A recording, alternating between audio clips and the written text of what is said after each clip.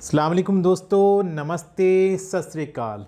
स्वागत करता हूं, खैर मकदम करता हूं आप सभी का अपने YouTube चैनल हर्बो हेल्थ में।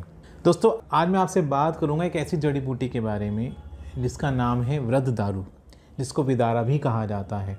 दोस्तों वृद्ध दारू एक ऐसी जड़ी बूटी है जिसका आयुर्वेद की जो वाजीकरण अंग है उसमें जिक्र किया गया है। यानी कि आयुर्वेद के 8 अंग हैं, उनमें से एक अंग है वाजीकरण। अब वाजीकरण जो होता है उसमें सेक्स से जुड़ी जो बीमारियां होती हैं उसके बारे में बात की जाती है, उसके बारे में बताया जाता है, जिसमें जो आयुर्वेद के ग्रंथ हैं उसके अंदर वृद्ध दारू का काफ़ी जिक्र हुआ है। लेकिन इसके फ़ायदे भी हैं, ये बात भी है। अब वृद्ध दारू किन रोगों में इस्तेमाल किया जाता है इसका? देखिए, ख़ास तौर से वीर्य से जुड़े हुए जो रोग होते हैं सेक्स के, उसमें वृद्ध दारू का इस्तेमाल किया जाता है। यानी कि वीर्य का पतला होना, उसमें इस्तेमाल किया जाता है। अगर स्पर्म की क्वालिटी ख़राब है उसको ठीक करने में भी इसको इस्तेमाल किया जाता है। यानी कि स्पर्म काउंट कम है उसमें इस्तेमाल किया जाता है, या स्पर्म की जो मोटिलिटी है यानी कि जो उनकी चलनशीलता है वो अगर कम है तो उसमें वृद्ध दारू का इस्तेमाल किया जाता है। और अगर वीर्य पतला है, सीमेंस पतला है आपका, उसको गाढ़ा करना है तो भी वृद्ध दारू का इस्तेमाल किया जाता है। तो ख़ास तौर से जो वीर्य से जुड़े हुए रोग हैं उसके अंदर, सीमेन से जुड़े हुए जो रोग हैं उसके अंदर वृद्ध दारू का इस्तेमाल किया जाता है। अब ये मेरे पास 2 मेडिसिन रखी हैं हिमालय की, एक है कॉन्फिडो और दूसरी है स्पीमेन। दोनों के ही अंदर सबसे पहले जो इंग्रेडिएंट्स का नाम आता है वो है वृद्ध दारू। अगर हम बात करें कॉन्फिडो की तो इसके अंदर भी सबसे पहले वृद्ध दारू का इस्तेमाल किया गया है। और वो कितना किया गया है? अगर मात्रा की बात करूँ, एक टैबलेट के अंदर 38 मिलीग्राम वृद्ध दारू का इस्तेमाल किया गया है, जबकि इसमें 60 टैबलेट आती हैं। और अगर बात करूं मैं स्पीमेन की तो इसके अंदर भी 64 मिलीग्राम वृद्ध दारू का इस्तेमाल किया गया है, जो कि आती है टैबलेट के फॉर्म में। स्पीमेन का इस्तेमाल ही इसलिए किया जाता है जब वीर्य से जुड़े हुए रोग होते हैं उसमें स्पीमेन टैबलेट्स का इस्तेमाल किया जाता है। ये भी 60 टैबलेट की फॉर्म में आता है और ये भी 60 टैबलेट की फॉर्म में आता है। इसमें और भी जड़ी बूटियाँ हैं, जैसे कि गोखरू भी है इसके अंदर, जीवंती भी है इसके अंदर, इस तरह की और भी जड़ी बूटियाँ दोनों के अंदर डाली गई हैं। लेकिन मुख्यतः जो बात हो रही है वो वृद्ध दारू की बात हो रही है, यानी कि विदारा की बात कर रहे हैं। ये इसमें डाला गया है। दोस्तों इसका वैज्ञानिक नाम, वृद्ध दारू का जो वैज्ञानिक नाम है वो है आर्गारिया स्पेसियोसा।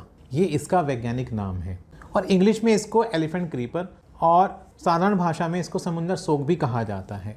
ये इसके नाम हैं जिनके नाम से ये पहचाना जाता है। अब बात करते हैं कि कहाँ पाया जाता है वृद्ध दारू। दोस्तों देखिए, यहाँ पे एक बात मैं क्लियर कर दूं कि समंदर सोक के नाम से कई चीज़ें चलन में हैं, यानी कि कई तरह की जड़ी बूटियाँ जो चलन में हैं। अब इसका जो ये मेरे पास है वृद्ध दारू की, ये मेरे पास जड़ है। तो देखिए, मैंने इसलिए बात कही है कि समुंदर सोक के नाम से और भी जड़ी बूटियाँ चलन में हैं। तो जब आप इसको लेने जाएं तो आप ये कहें कि मुझे वृद्ध दारू लेना है, तो आपको आसानी होगी। तो चलिए जानते हैं वृद्ध दारू जड़ी बूटी के बारे में। ये कहाँ पर पाई जाती है, किस फॉर्म में पाई जाती है, कैसे इसका इस्तेमाल किया जाना चाहिए, पूरी जानकारी के बारे में। और साथ ही साथ बताऊंगा मैं कि आयुर्वेद के किन ग्रंथों में कहाँ पर इसका जिक्र किया गया है, ये भी मैं आपको बताता हूँ अपनी इस वीडियो के अंदर।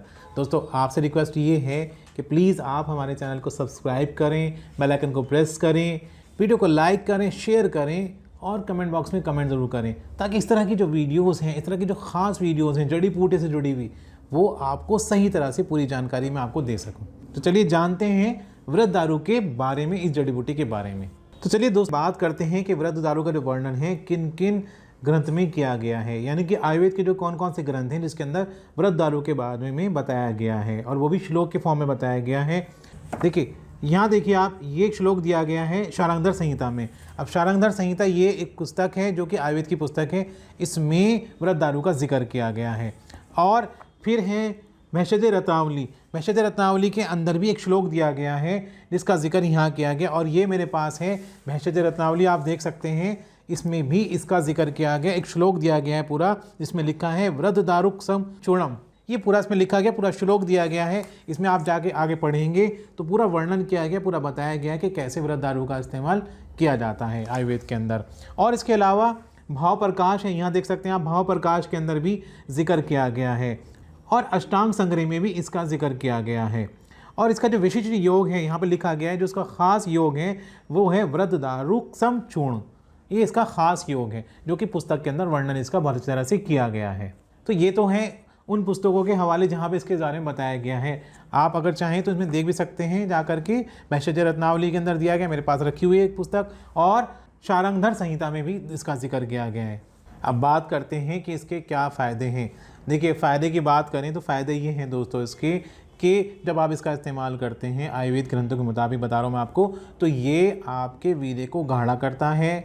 वीर्य की जो क्वालिटी है, यानी कि जो स्पर्म की जो आपकी चलनशीलता है उसको ठीक करता है, स्पर्म के काउंट को बढ़ाता है, साथ ही साथ सीमेंस को आपके गाढ़ा करता है। यानी कि समस्त वो रोग वीर्य के पतले होने के कारण से जुड़े हुए हैं, जैसे कि धात का जाना है उसमें इसका इस्तेमाल किया जाता है, या फिर शीघ्र पतन का हो जाना उसमें भी इसका इस्तेमाल किया जाता है, अत्यधिक सपन दोष होना उसमें भी वृद्धारु का इस्तेमाल किया जाता है। तो ये तो वो रोग हैं जिसमें इसका इस्तेमाल किया जाता है। अन्य जैसे रोग हैं, लिंग का ढीलापन होना, वहाँ पर भी इसका इस्तेमाल किया जाता है। तो कई तरह की परेशानियां हैं, लेकिन मुख्यतः जो वीर्य से यानी कि सीमेन से जुड़े हुए परेशानियां हैं उसमें वृद्धारु का इस्तेमाल किया जाता है। अब इसका इस्तेमाल करने का तरीका क्या है दोस्तों? इस्तेमाल करने का तरीका ये है कि ये जो वृद्धारु है इसकी पाउडर की फॉर्म में इस्तेमाल किया जाता है। पाउडर बना करके इसका 3 ग्राम यानी कि 1 छोटा चाय का चम्मच सुबह में और 1 छोटा चाय का चम्मच शाम में खाना खाने के बाद आपको लेना होता है, दूध के साथ लेना होता है। ये इसका इस्तेमाल करने का तरीका है। जब आप इसका इस्तेमाल करेंगे दोस्तों तो आप पाएंगे कि जो आपकी समस्या है, चाहे वो शीघ्र पतन की हो या कोई अन्य समस्या हो जैसे कि धात का जाना है, तो उसमें आपको लाभ मिलेगा। तो दोस्तों, जैसे कि मैंने आपको दिखाया है कि जो वृद्धारु का जो इस्तेमाल है वो मुख्यतः वीर्य से जुड़े हुए रोगों में किया जाता है, यानी कि सीमेन से जुड़े हुए जो प्रॉब्लम है उनमें वृद्धारु का इस्तेमाल किया जाता है। अब सीमेन से जुड़ी हुई यानी कि वीर्य से जुड़ी हुई कौन कौन सी परेशानियां होती हैं, ज़रा उस पर हम बात करते हैं। देखिए, जहाँ बात आती है वीर्य को लेकर के, तो एक आम धारणा है कि भाई वीर्य पतला हो गया है, पानी की तरह से बह रहा है। ये एक आम धारणा है, लोग बाग ऐसी बात करते हैं, बताते हैं इस बारे में कि ऐसी हमें समस्या हो रही है। तो दोस्तों, यहाँ मैं बताना चाहता हूँ कि वीर्य का गाढ़ा होना या पतला होना मैटर नहीं करता। उल्टा ये बात समझ लीजिए कि वीर्य अगर गाढ़ा है तो ये नुकसान पहुँचाएगा वीर्य की चलनशीलता में, यानी कि जो शुक्राणुओं की चलनशीलता है उसमें नुकसान पहुँचाता है। इसके लिए आप ऐसा कर सकते हैं कि आप अपने सीमेन का एनालिसिस कराइए, यानी कि आप एक टेस्ट कराइए अपने वीर्य का। उसके अंदर आपको 3 बातें पता चलेंगी। पहली बात होगी ये कि आपको पता चलेगा कि वीर्य के अंदर शुक्राणु की संख्या कितनी है, स्पर्म काउंट कितना है। स्पर्म काउंट 1.5 से 20 करोड़ होना चाहिए। ये तो बात हुई स्पर्म काउंट की। दूसरा, उसके अंदर टेस्ट के अंदर आपको ये पता चलेगा कि कितने स्पर्म की चलनशीलता, यानी कि शुक्राणु की जो चलनशीलता है वो कितनी है, कितने शुक्राणु आपके चलनशील हैं, ये पता चलेगा आपको। इसमें 50% से ज़्यादा आपके शुक्राणु चलनशील होने चाहिए, एक नॉर्मल रिपोर्ट को लेकर के बात करें तो। और साथ ही साथ आपको ये पता चलेगा कि कितने शुक्राणु आपके डेड हैं और कितने शुक्राणु आपके सही हैं, तो वो भी आपके 50% से ज़्यादा सही होने चाहिए, नील नहीं होने चाहिए, डेड नहीं होने चाहिए।